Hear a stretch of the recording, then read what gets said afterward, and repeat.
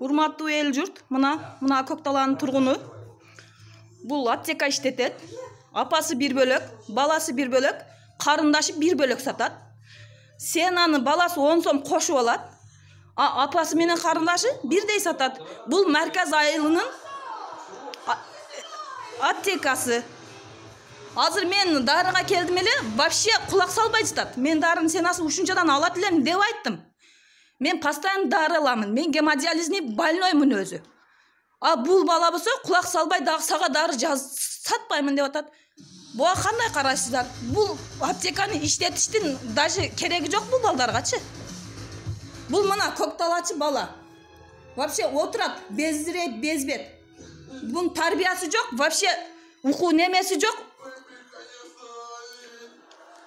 Бир балада бул долдураган, ненормальный. Апасы бир бөлөк сатат, карындашы бир бөлөк сатат, бул бала өзү бир бөлөк сатат.